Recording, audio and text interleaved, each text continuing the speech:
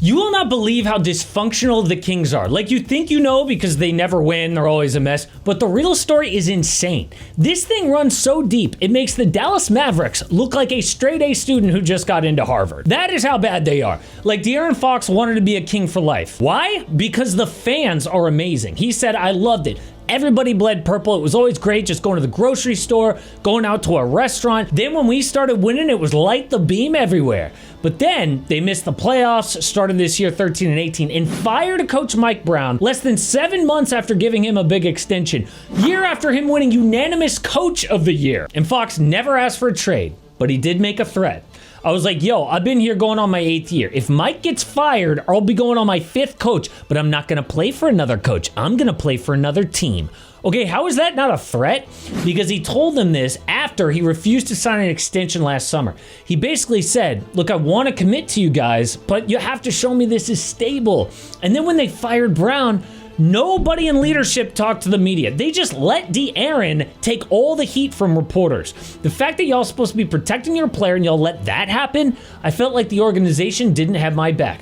So they push out the one player who was crazy enough to want to spend his entire career there. And isn't it crazy that De'Aaron didn't even prioritize winning when he left? Like, playing with Wemby is great, but we all know they're a couple years away, right? De'Aaron just wanted the stability. He was like, okay, who is the least dysfunctional team in the NBA? The Spurs? Please take me. Like most stars chase rings, Kings players just chase stability. But this mess started way before De'Aaron Fox. So for 16 years, the Kings missed the playoffs. Longest drought in NBA history. Right here, Vivek Ranadive bought the team. And maybe for a quick fix or because he coached his daughter's middle school team, but Vivek started making wild decisions. But thanks to Bear Mattress for sponsoring. Head over to bearmattress.com/amhoops and use my code amhoops to get 40% off of your mattress plus 2 free pillows. Bear is a premium fiberglass-free mattress designed to upgrade your sleep quality, and it's conveniently shipped to your door for free within the US. You guys know that I've had my Bear mattress for about 6 months, and I love it. It has kept me cool in the hot months and warm and cozy when it's cold out. I fall asleep fast, and I wake up feeling rested, all because I got a new mattress.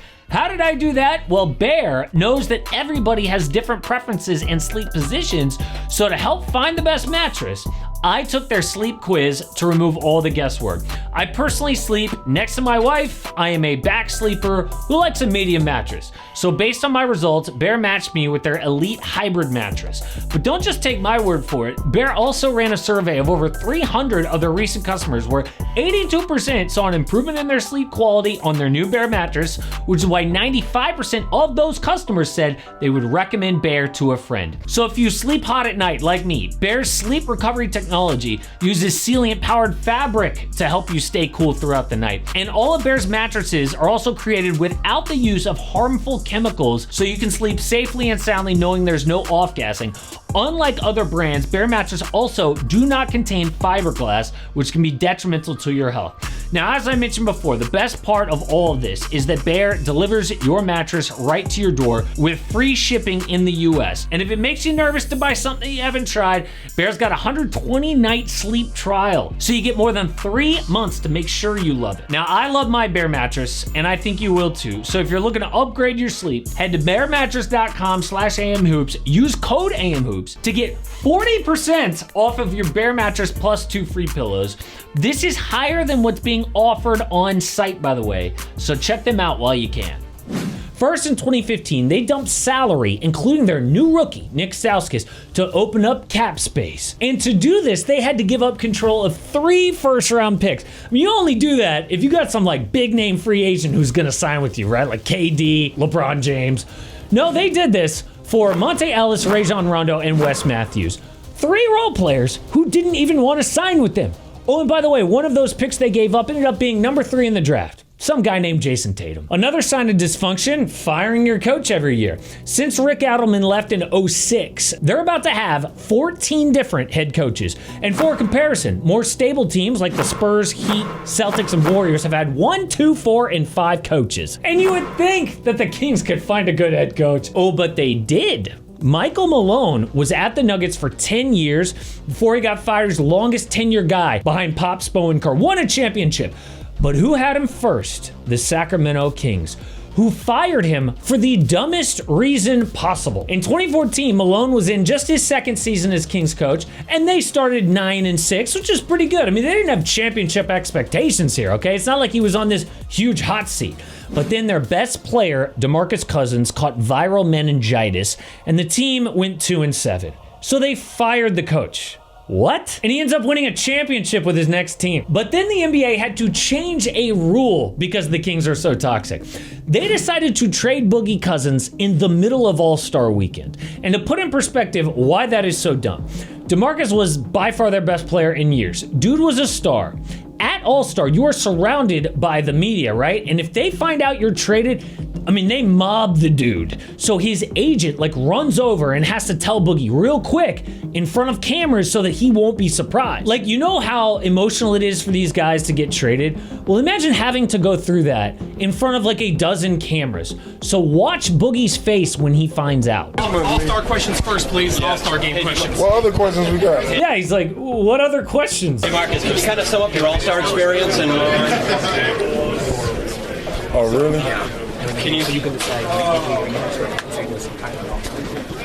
So Boogie goes on to actually play it off kind of cool in front of cameras, but later in an interview, he said his heart was broken. So the NBA was like, what are you doing, Kings? Are you stupid? So they had to change the date that players can be traded to make sure that never happens again. And they were like, look, we never thought we would have to do this because we didn't think anyone would be this dumb, but nothing will compare to what the Kings did in the 2018 draft. Now, not only did they pass on Luka at 2, selecting Marvin Bagley instead, but GM Vlade Divac knew Luka and his family personally. Some people's excuse is, well, I mean, they doubt European players.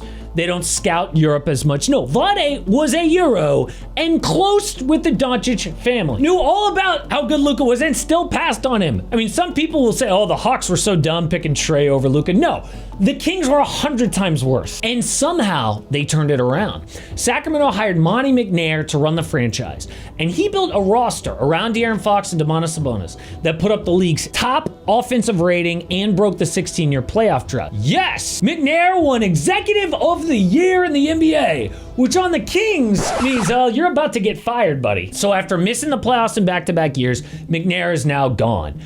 But did he actually sneakily deserve it this time? I mean, the Kings needed defense, so their big get this offseason was DeMar DeRozan.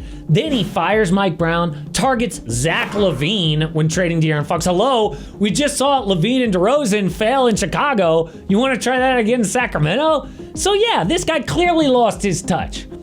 Or did he? Because the Athletic reports McNair didn't want to fire Brown, league sources said, and there are internal questions about whether he really wanted to sign DeRozan or trade for LaVine. So appearing to lose decision-making power within the franchise, McNair agreed to the departure. Really? He lost decision-making power? I mean, who's bigger than the GM? Oh, that's right, the owner. This man makes the playoffs for 1 year and cannot help himself but to go straight back to being the most dysfunctional franchise in the NBA.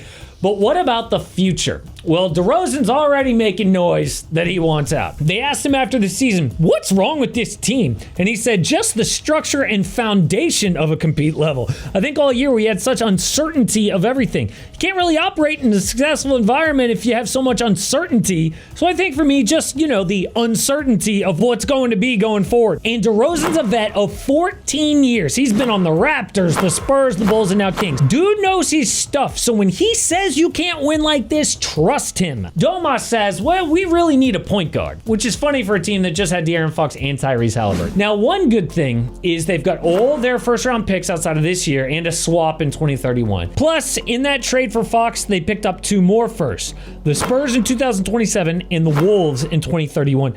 You've got to think at least that Wolves pick is super valuable. And they've got Keegan Murray, who's a legit 3-and-D role player. If anything, they need more of him. I mean, the Kings just had the worst three-point defense in the NBA. They allowed opponents to shoot 38% from behind the line, allowed 14.5 trays per game, the 6th highest total in NBA history. So yeah, get perimeter shooters and defenders. But one thing they don't have is hope, because no matter how many times you fire the coach or the GM, if the owner is calling the shots, nothing will change.